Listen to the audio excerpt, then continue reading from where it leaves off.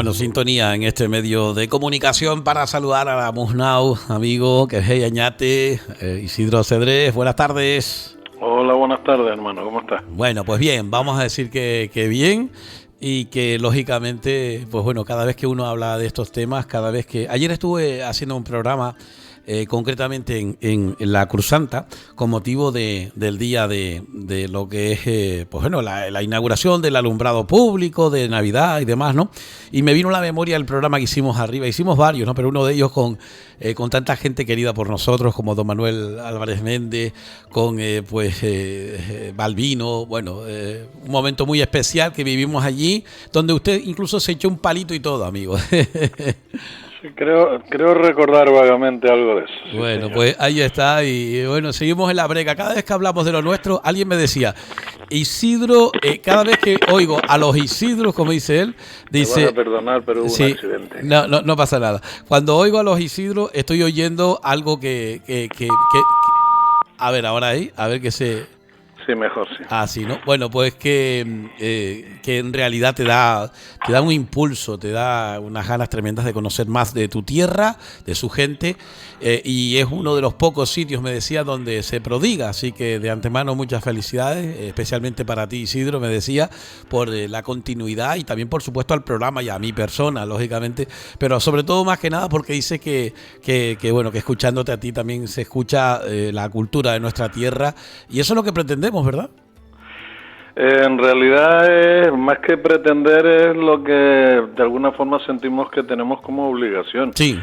Obviamente, todo el que colabora contigo, y en este caso, pues obviamente soy uno de ellos, pues sí, se nos puede intentar ver algún mérito por algún lado, cosa que se agradece, puesto que es simplemente parte del motor que nos sigue impulsando a seguir haciendo lo que estamos pero la llave, la clave de esto obviamente eres tú, el tener esa fuente que es un programa de radio y esa intención de orientarla en este sentido nos permite obviamente que aquellos que tenemos algo de afinidad contigo con respecto al interés y al amor sobre nuestras cosas, pues tengamos una fuente de salida hacia el público, pero vamos que sí, que todos podemos tener un pequeño o no mérito al respecto, pero indudablemente la carga, la responsabilidad y como dice el otro, las flores pues te las llevas tú, porque eres la persona que lleva un montón de años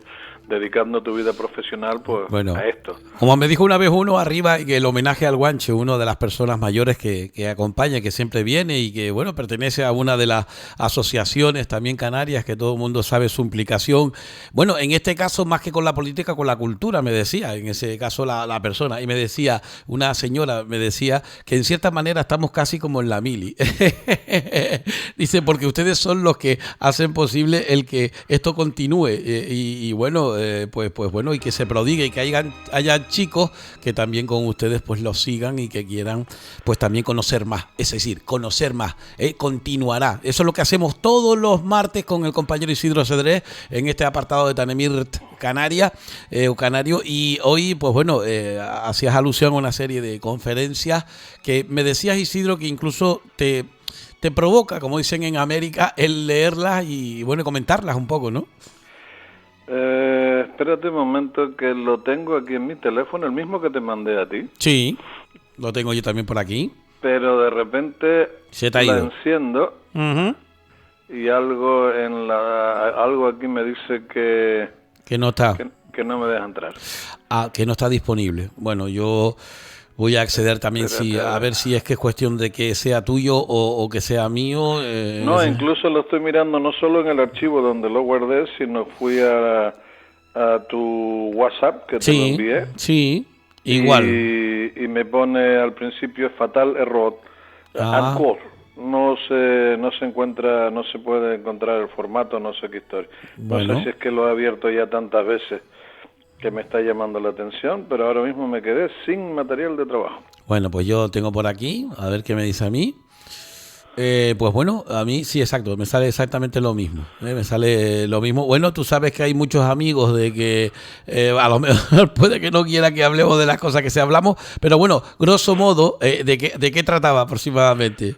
Se trataba de Carlos García, que a raíz del documental que se hace mismo anoche y ahora mismo esta mañana estaba tomando unas notas y simplemente ahora lo vuelvo otra vez a encender y me sale esto, o sea, como si decidieran de que ya lo he visto demasiado, ¿sabes? Sí. Una cosa extraña, no lo sé, vuelvo otra vez a insistir. No, pero mira, incluso en internet te dice que no, que es un formato desconocido y que... dime el nombre de nuevo de la persona. ¿Carlos? Carlos García, y estaba titulado como Canarízame, ahora pone canarízame.com y ahora pone página no encontrada. Vamos a buscarlo por ahí. Bueno, pues aquí estamos nosotros haciendo lo mismo. Bueno, lo que las piedras cuentan, Canarízame, por Carlos García. Diversas y muy numerosas son las cantidades de prácticas que, influenciadas del mágico encantamiento, bueno, habla ahí acerca de otras cuestiones. Sí, esa es otra historia, y sí. bueno, en la página 4, Historia Menuda de Canarias, Canarízame, bueno, hay varias cuestiones que están ahí por medio, pero bueno, No, sale vuelve su a nombre. salir fatal error, o sea que está Sí. claro de que no quieren que entremos ahí Bueno, pues dentro. bueno, en cualquier caso, estamos Vamos a ir de hablando memoria. de un antropólogo, ¿no? Este señor estudió medicina, de hecho, además de trabajar en el hospital, estuvo en la universidad como profesor también, luego salió ahí un artículo de incompatibilidades y demás y tuvo que dejarlo de la universidad para volver a su profesión. Sí.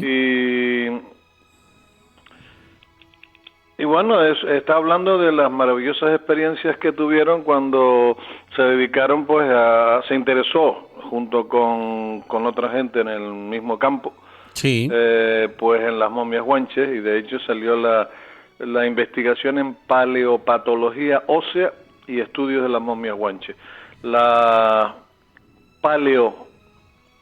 patología, todos sabemos lo que es una patología. Si vas al médico es porque tienes una patología, algo te duele, alguna enfermedad, algún problema, pero la paleontología es obviamente la ciencia que estudia e interpreta el pasado de la vida sobre la Tierra a través de los fósiles, ¿no? Sí. O sea, está el arqueólogo que investiga y encuentra, digamos, una tumba, pero el paleontólogo es el que Pues mira, investiga sobre esos huesos. Bueno, como nosotros somos muy insurrectos, eso siempre lo hemos demostrado, la investigación en paleopatología ósea y estudios de las momias guanches, viendo el documental emitido en Televisión Española sobre las momias guanches, me ha venido a la memoria una serie de vivencias personales disfrutadas.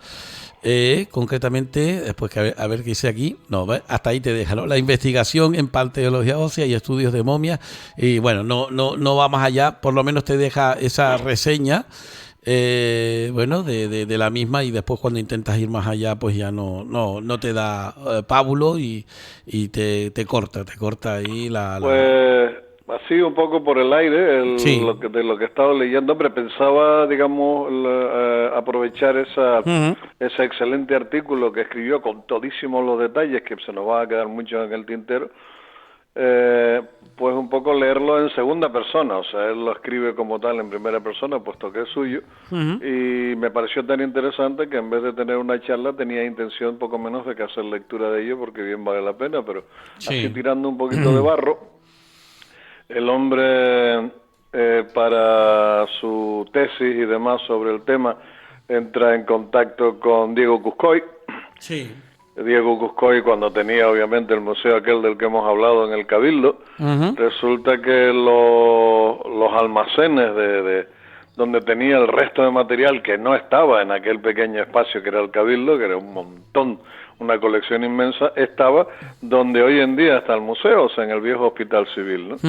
Y dice que pasó, vamos, horas, días, semanas enteras allí revolviendo en cajas, mirando esto y lo otro, y que bueno, y sacó ahí su tesis, la presentó, se llevó un cum laude, o sea, un trabajo excelente, también considerado, que de hecho se le llama, participa en congresos en el norte de Europa, entre los paleontólogos más destacados, por así decirlo, y aquí en Tenerife pues como que se enamora del tema y sigue con ello.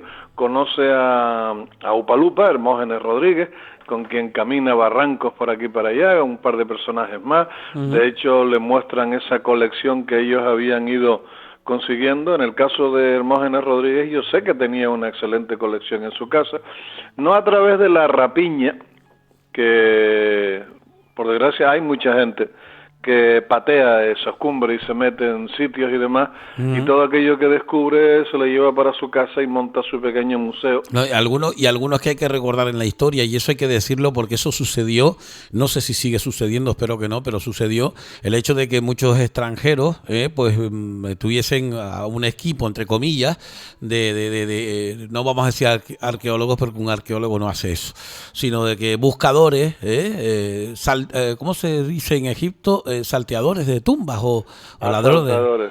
Exacto, ¿no?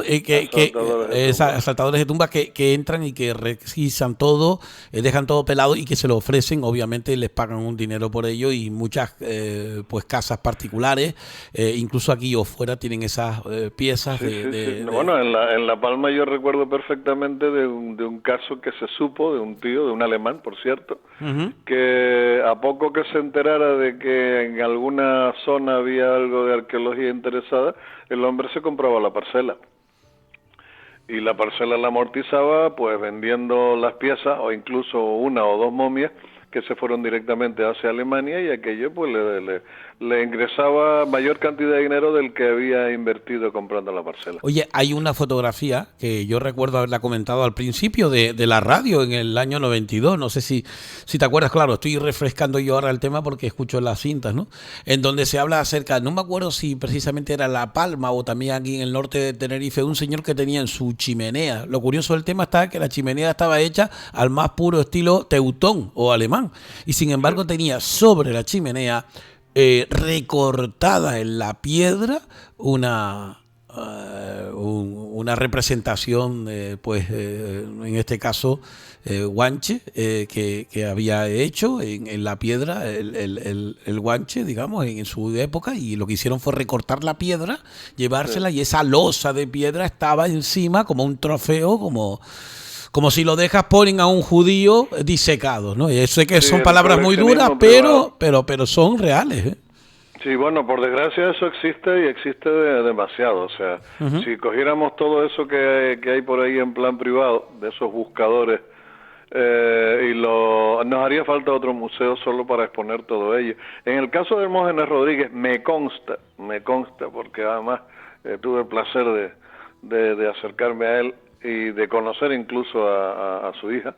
El hombre se dejó su patrimonio, el dinerito que tenía, dinerito que gastaba buscando a un cabrero, buscando a un cazador que se enteraba que en las cañadas pues había encontrado un escondrijo y que había vasijas o lo que sea, y se dedicaba a comprárselas a esa gente. Sí.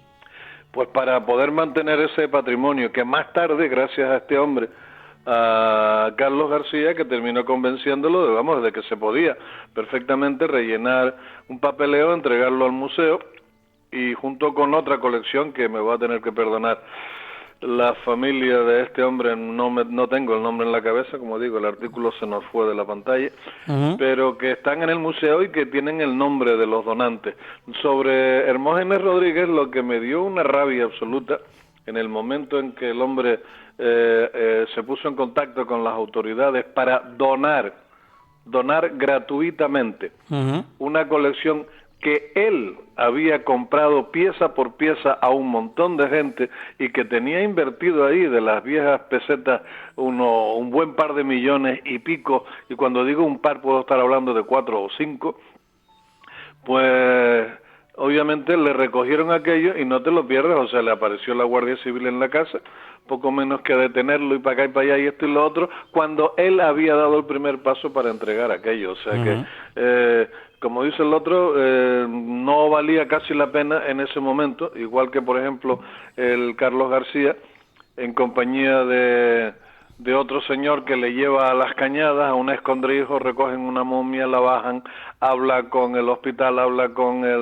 con el museo para acá y para allá, le hacen un estudio completo, pero a la hora de encontrar un lugar donde ponerla o exponerla, pues se le cierran todas las puertas y terminan yendo a las cañadas a volver a dejar la momia en el lugar originario, porque ni las autoridades ni los entes públicos se interesaban. ¿Te das cuenta? Y después para otras cosas enseguida hay presupuesto, para otras cosas hay siempre pues lugares y sitios, ¿no? Pero esas son las incongruencias que tenemos en nuestra tierra. Mira, hay una, en la historia de estos casi 30 años de esta casa, yo recuerdo que después de uno de los programas de los sábados, no sé si te acuerdas del dato, Isidro, porque resulta que nos llamó una persona, me llamó a mí personalmente una persona diciéndome, Isidro, en la zona de La Guancha, de la zona alta de La Guancha, quiero recordar que se habían encontrado una cueva con restos guanches, y de hecho incluso el hombre me dijo, y si yo te los llevo a la radio, y yo, no. A ver, usted lo que tiene que hacer es ponerse en contacto. ¿Y sabes dónde lo remití? Lo remití precisamente con Juana, en el Museo de Puerto de la Cruz, que espero que al final después no tuve contacto. Bueno, sí, mentira, tuve una vez una presentación en el municipio y me vino a comentar de que sí, que efectivamente había ya donado. No me dijo, porque no tuvimos mucho tiempo, estaba casi a punto de entrar yo en escena a presentar, y me dijo, dice, pues no, mira, al final está en un buen sitio, no se preocupe que lo dejé en un buen sitio. Bueno, pues a eso me refiero, ¿no? El hecho de que hay mucha gente que ha hecho una gran labor con muy poca, no tanta tecnología como se tiene hoy en día, pero con unas ganas digamos, de preservarlo de cara al futuro, que eso se trata, ¿no? En el acantilado cercano a San Juan de la Rambla hay una cueva sepulcral que está, vamos, totalmente esquilmada. Y aún así, cuando ya le habían sacado literalmente todo lo que se podía sacar, descubrimos en el fondo de la cueva, en una esquinita, que había una zona que no se había tocado. Yo me acuerdo, Isidro, cuando contaste eso en la radio, ¿verdad? Efectivamente. Nos pusimos en contacto con el Museo Arqueológico. Vinieron un par de expertos, les llevamos al lugar, les guiamos. Empezaron a remover piedras, cogieron aquello, se lo llevaron, lo metieron ahí como pudieron, en un par de envoltorios, se lo llevaron para el museo y nos miramos uno a otro diciendo, bueno, ¿y con esto qué es lo que hemos hecho exactamente? Porque aquello fue piezas que terminaron en un cajón y que sí, que a lo mejor este murió en el año tal y en el año cual, pero es que resulta que para mí el museo era aquel lugar. Sí, cierto. Y en muchos casos se han dedicado simplemente a hacer un coleccionismo, haciendo lo mismo que hace la gente en los yacimientos, simplemente cogiéndolo y llevándoselo. Pero yo no vi a nadie que previo a coger aquella momia hiciera un estudio de estratigrafía del suelo, del polvo, del polen, en fin, todo lo que científicamente se supone que se debe hacer. Sí, hiciste un seguimiento, pero no viste que se viera representado. No, ahí simplemente llegaron, cogieron aquello y se lo llevaron. La única diferencia es que en vez de estar en mi casa, está en alguna gaveta en el museo, porque obviamente hay tantos huesos allí que si tú vas te encuentras un montón de cráneos uno al lado del otro. Y demás. Yo recuerdo haber estado allí y curiosamente en ese momento abrir una de son como unas gavetas largas, ¿sabes? Como las que tienen las farmacias, ¿no? Y ahí ver toda la colección con ese algodoncito, no sé cómo esa tela especial que tienen debajo, ¿no? Pero bueno, a ver, yo entiendo perfectamente que uno quiere tener todo ordenado y demás, pero yo también soy de tu opinión en el sentido de que, vamos a ver, todo el mundo diría, no, vas a sacarle provecho a un acto de ese tipo. Miren, vamos a ver. Tú imagínate por casualidad que la noticia del día sea que han encontrado una cueva grande, difícil acceso. Al final se descubre que hay varias momias de enterramiento que están allí con sus vasijas, con sus idolillos, con sus cosas.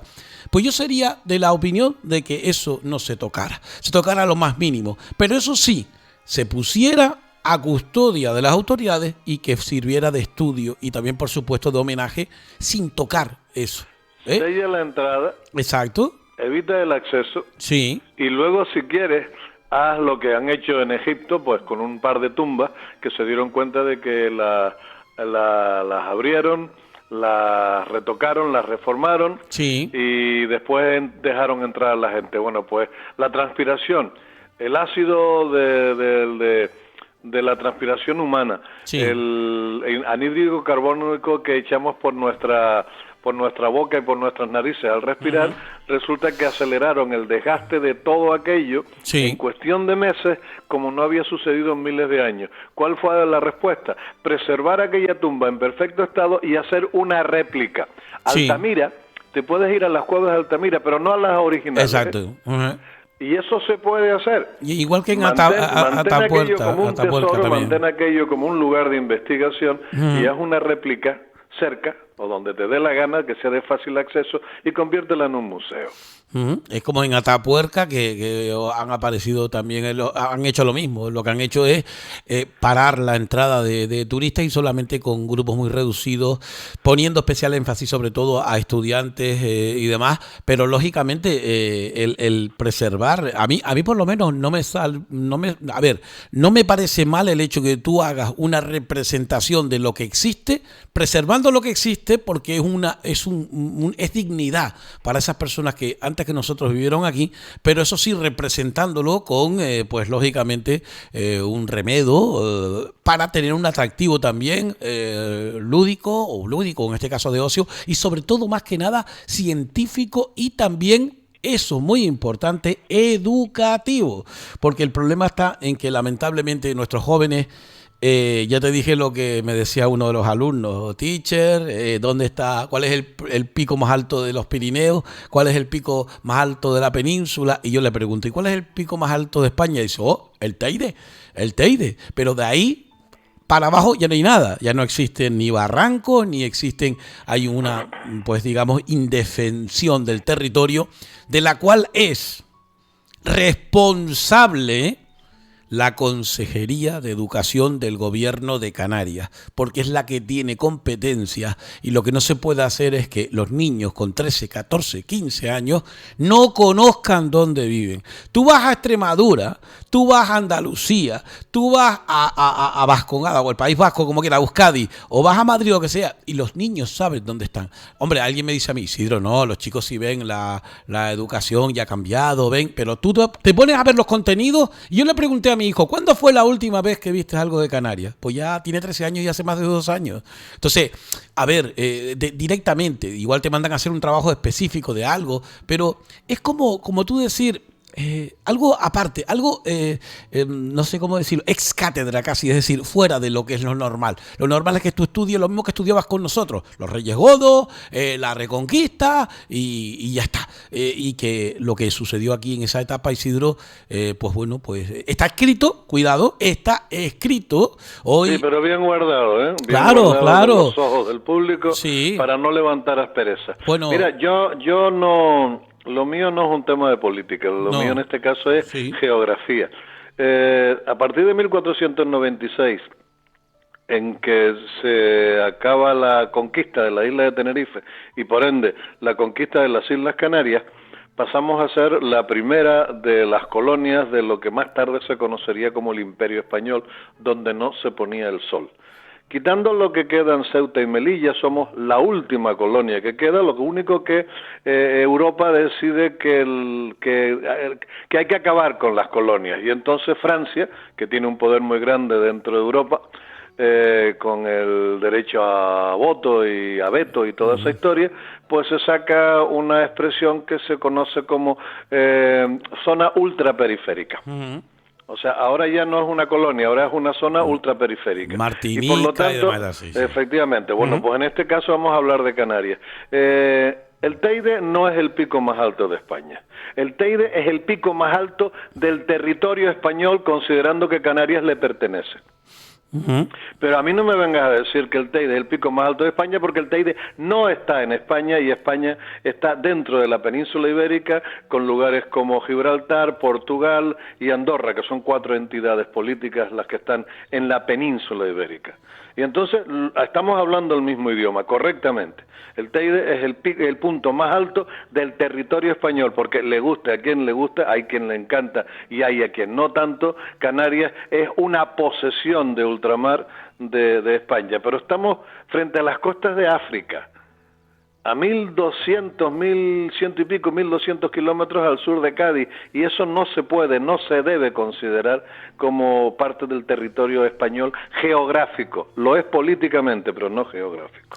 Bueno, pues lo cierto es que estamos hablando de una continuidad en las señas de nuestra presencia radiofónica. En la cultura, como bien dice Isidro, hay datos, lógicamente, que uno puede llevarlo a un argumento u otro, pero lo cierto claro. es que la cultura es la que tenemos, estamos orgullosos de tener la cultura que tenemos, somos la esponja que hemos, pues digamos, absorbido, la española, la portuguesa y demás, somos, pues desde ese punto de vista también hijos de África, porque nuestros también ancestros vinieron de allí, y lo cierto es que en ese crisol de culturas está la esencia de un pueblo y de sobre todo su cultura. Alguien me decía, lo que admiro de los canarios, me decía una señora nórdica, no una noruega, dice, es que con toda la gente que ha venido de fuera, con tantas influencias que han tenido de ingleses, de alemanes, de españoles, de portugueses, de todos, ustedes son y tienen una cultura primigenia que es como una piedra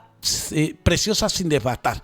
Es decir, que tenemos una cultura que sigue en este siglo XXI pujante, que tenemos expresiones, que tenemos la toponimia que nos habla claramente de que es una toponimia que pertenece a un pueblo que lógicamente no estaba en la península y que está justamente al lado de África. Pero eso no conlleva a que uno se pelee con nadie. Al contrario, lo que queremos es que nuestra esencia perdure y sobre todo que reconozcamos lo que es una evidencia a todas luces, que nosotros no nacimos en 1496, que antes de 1496 estábamos aquí. Sí, lo único es que me he ido dando cuenta, y cualquiera que le ponga el ojo y el oído a esto se dará cuenta también, de que hasta hace no muchos años, esa idiosincrasia, esa herencia cultural y sobre todo toponímica, estaba mucho más latente que hoy en día.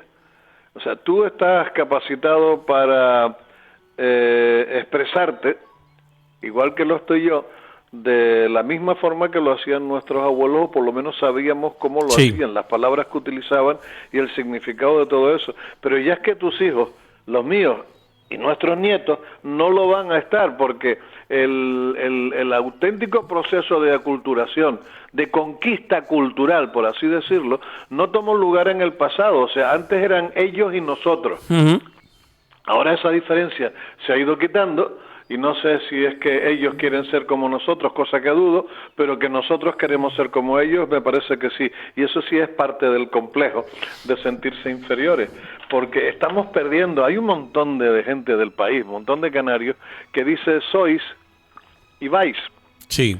Y mira, no es incorrecto, está en la gramática, pero a mí se me ponen los pelos de punta, tío, porque es que después te larga una frase que solo un canario puede decirla. O sea, que hay una extraña mezcla, pero que están cayendo. Además, hay profesores que te corrigen a los chiquillos. Vosotros vais para casa de Antonio, Casa Antonio, Caja Antonio, Caja Antonio. Acá Antonio. Bueno. Estamos en ese juego que es peligroso, porque vamos, dentro de una generación más, los canarismos se van a desaparecer bajo el concepto de que los canarios hablamos mal. Bueno, pero te digo una cosa, en este caso también como entendido, en todo lo que es en sí el tema de lengua, te puedo decir que la lengua española tampoco se escapa, ni nada, porque estamos hablando de un proceso de globalización en el mundo de todas las lenguas, pero que especialmente... ¿cómo decirlo?, empobrece la propia, incluso la lengua española que se hablaba hace unos años, ahora tú oyes a la gente hablar en la península, donde sea, y demás, y tú notas que las palabras que utilizan son reiteradas, hay muchas muletillas, no se utilizan palabras o símiles o sinónimos, se reiteran una y otra vez. Lo hemos visto a políticos y a personas que han hablado delante de los micrófonos, que tú dices, mi niño, pero tú sacaste una carrera, sacaste un estudio, pero utilizas una... Sí, exacto. Bueno, simplificando todo. Lo que sucede con otras lenguas como la inglesa, que se va deteriorando con el paso de los años y que llega un momento que menor esfuerzo, pues mayor... es decir, la comprensión se hace con muy pocas palabras, ¿no? Y eso empobrece a un pueblo, no hay duda. Nosotros queremos que eso no ocurra, seguimos echándole un puño a la baifa, y si hace falta, antes de apalastrarnos, trajinamos de lo lindo para quitarnos ese hilorio de canariedad que tenemos, amigos. Bueno, se nos ha terminado el tiempo, Isidro, media horita. Como siempre. Bueno, siempre se nos va volando. Oye, pues la semana que viene, a ver si lo recuperamos, ese documento, Y si no, pues bueno, hablamos de otras cuestiones que están ahí por medio presentes, algunas de las cuales tienen que ver con, después de que tratamos el tema de Fuerteventura, el tema nazi, han habido, bueno, no sé si es que nos han escuchado o no, pero he visto en los medios una infinidad de cuestiones relacionadas con la influencia nazi, incluso hablando acerca de Puerto de la Cruz, de persecución de espías ingleses y alemanes en la Segunda Guerra Mundial. Bueno, tremendo, ¿no? Se ha ido levantando la manta. Por cierto, en esos terrenos que también estuvimos hablando en Fuerteventura, que son extensos y que pertenecen al ejército para sus maniobras y demás, resulta que se ha descubierto el mayor porcentaje de tierras raras conocidas, algo así como...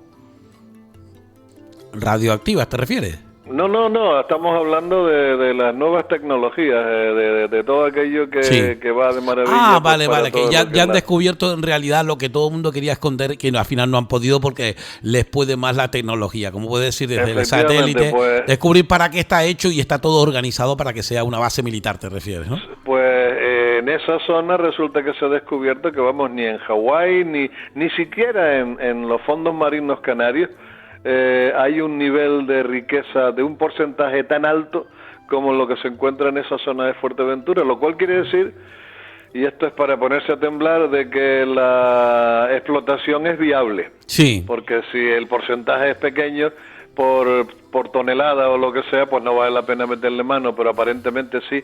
O sea que imagínate la cantidad de palas mecánicas que van a estar removiendo material en esa isla de Fuerteventura para sacar pues restos de componentes minerales que van a servir para la tecnología.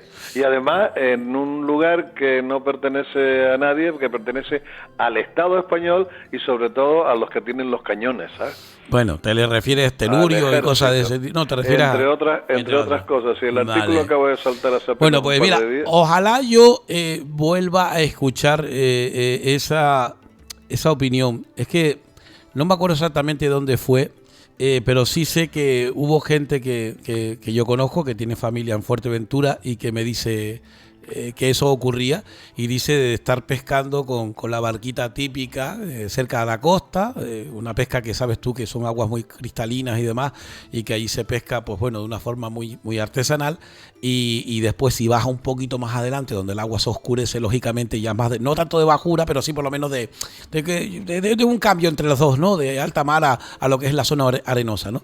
Sí. Y de buenas a primeras estar intentando coger algo más, un bicho más grande, y te vas más adentro, ¿no?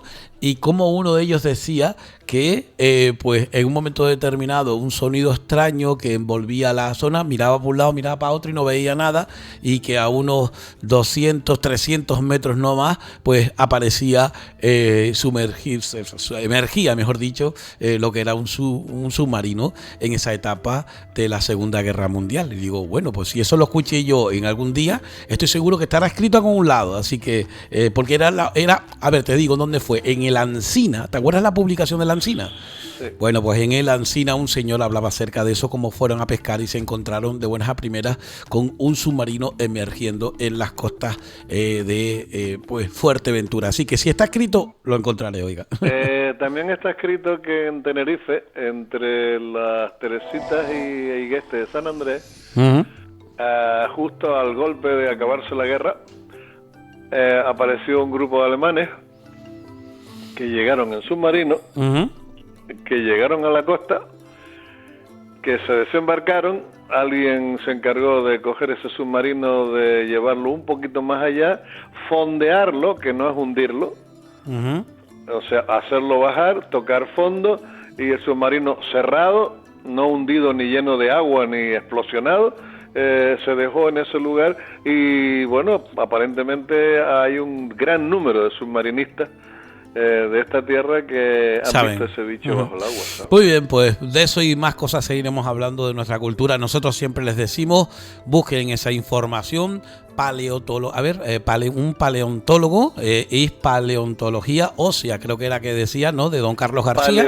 Paleopatología. Exacto, paleopatología, que son las enfermedades de los huesos, para que ustedes entiendan, huesos antiguos de nuestros ancestros, ¿no? Y de que sufrían en aquel momento y también, ¿por qué no decirlo, de qué disfrutaban? Porque cada vez que uno habla de los guanches, ¡ay, los pobrecitos que tenían! No pobrecitos, hombre, ellos vivieron una tierra pues con dureza, lógicamente, con carencia de agua, de comida y demás, pero me imagino que en algún momento tuvieron que ser felices, libres y no siempre tenemos que quedarnos con los huesos, hay que ir más atrás y quedarse con las vidas, ¿no? Sus festividades tenían, o sea, un Beñasmet tenía que ser más grande que la más grande de las romerías de esta tierra. Y antes de que pues viniese los Pilgrims, aunque ya se demostró que fueron también españoles, entre ellos canarios, en ese primer Día de Acción de Gracias, el Thanksgiving Day, que dijeron los ingleses, pues lo cierto es que ya aquí ya se celebraba ese Beñesmer, ¿no? El Chey de Pozón a Man a Corán, que dice el otro. Y esta vez nos hizo caso. Sí, muy bien, es verdad, hizo caso porque ya ha llegado por fin, ha llegado la man, que es el agua pues bendita. Bueno, pues Isidro, será hasta la semana que viene. Un abrazo. Ahí está Lilia, amigo. Venga, saludos. Gracias. Por favor.